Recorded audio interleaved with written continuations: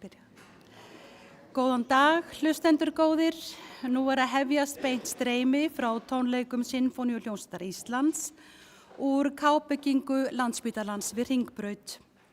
Við vonum að samfylgdin í dag verði bæði kærkomin og notaleg, en hljómsveitin hefur tekið sér stöðu með eilítið minna olnbogurými en við erum vön í Hörpu, böðuðu ljósum sem speglast fallega á glerþaki fordýrisins og glæða viðburðinn hátíðlegum ljóma.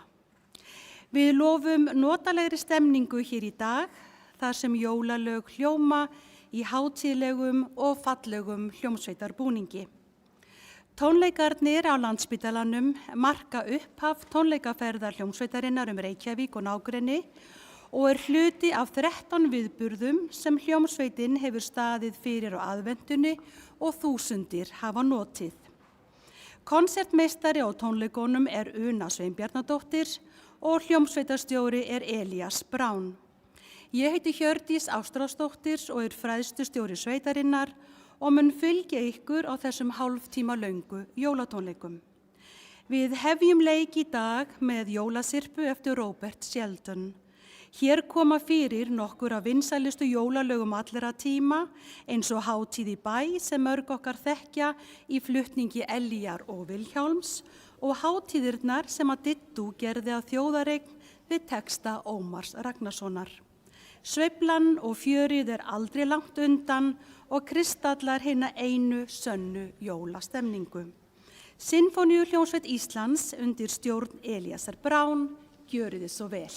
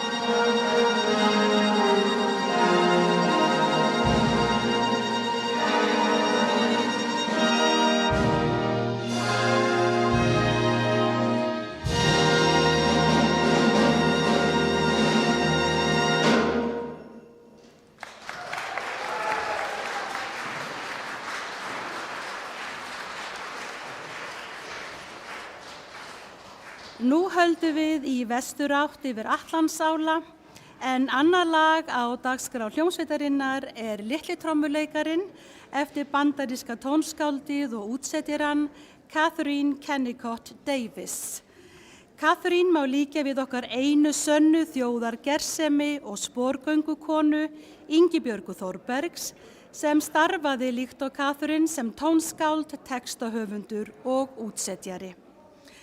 Litli trommuleikarin hefur hljómað í meðförum margra nafntogaðra listamanna í gegnum tíðina, þeirra á meðal Frank Sinatra sem hljóðritaði lagið rúmum 20 árum eftir að það var samið. Sumir vilja meina að það sé besti flutningur lagsins til dagsins í dag. En þeir hinir sömu hafa ekki heyrt í trommudrengjum Sinfóníuhljómsveitar Íslands. En að okkar mati eru fáir ef nokkrir sem standast þeim snúning á snerilinn. Nú heyrum við litla trommuleikarann í meðförum Sinfóníuhljómsveitar Íslands, gjörið þið svo vel.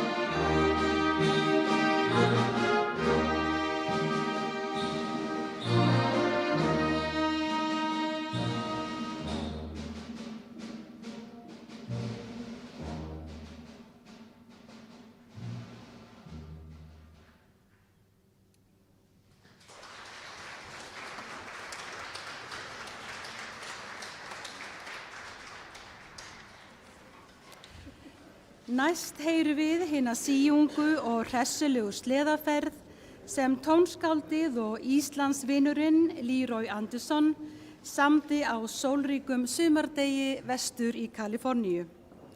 Líkt og hendi sé veifað verður allt sveipað hátíðar ljóma þegar að sleðanferðin hljómar.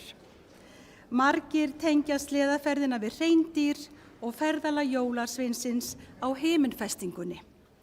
Og okkur því súrlítill vandi á höndum, hvort við kynnum klára eða hreina til leiks. Hreindýr hneggja víst ekki, líkt og trompetleikararnir okkar gera í laginu. Alla jafna skrafa þau víst fremur fátt, en þegar þau hefja upp raust sína, þá baula þau eða rymja.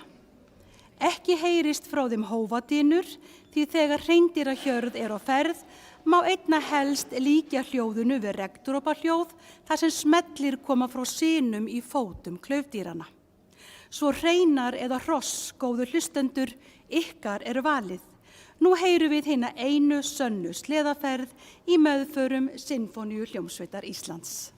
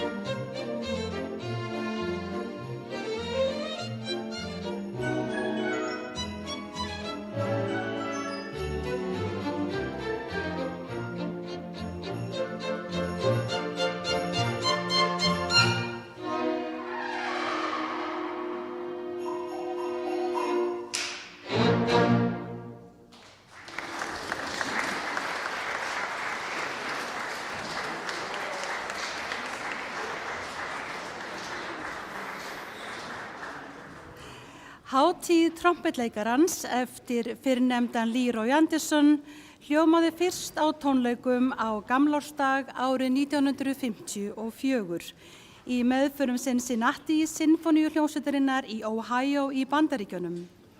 Hátíðargjallið sannkallað sýnistykki fyrir 3 trompeta og hljómsveit og sökum vinsælda hefur það verið útsett fyrir allar stærðir og gerðir hljóðfærahópa. Trompetþrenninguna sem hér í forgrunni í dag Skipa þeir Sakk, Einar og Eiríkur, óskasynir hljómsveitarinnar, og svo má sannarlega segja að þríeykið sýni akrobatísk tilþrif á hið spegilfægða pjátur. Nú fáum við að heyra hátíð trompetleikarans í meðförum trompetdeildar Sinfóníuhljómsveitar Íslands undir stjórn Elíasar Brán.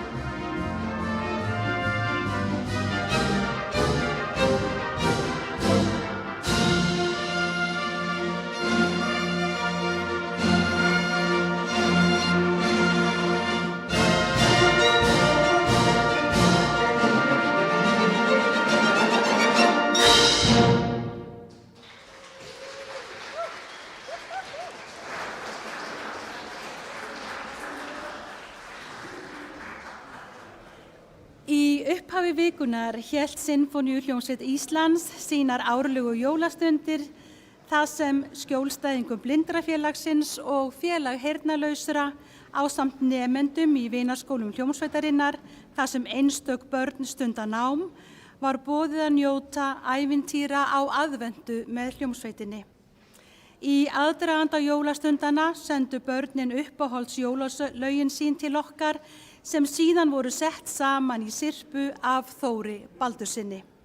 Syrpan vakti mikla kátínu enda stútfull af eintómum skemmtilegheitum og ef vel hlustað má heyra alla hljómsveitameðlimi hnerra sem einn. En eins og margir vita þá Þórir Baldursson ókrýndur konungur Hammondorgelsins og vann á sínum sokkabandsárum með frægustu diskó- og popdífum heimsins. Nú heyrum við jólasyrpu einstakra barna eftir Þóri Baldursson í flutningi Sinfóníuhljómsveitar Íslands, gjörið þið svo vel.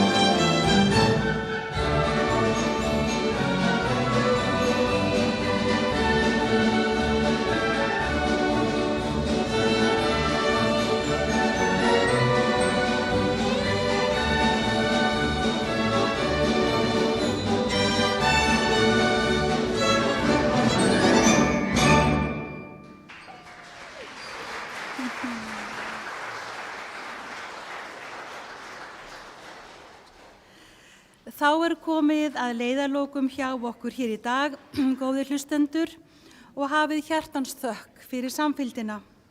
Á þessum tímapunkti við hæfi að þakka tæknifólki og húsráðendum Landspítalans fyrir samvinnuna og sviðsteymi okkar og bílstjórum fyrir að flytja sveitina fimlega og fumlaust á milli staða.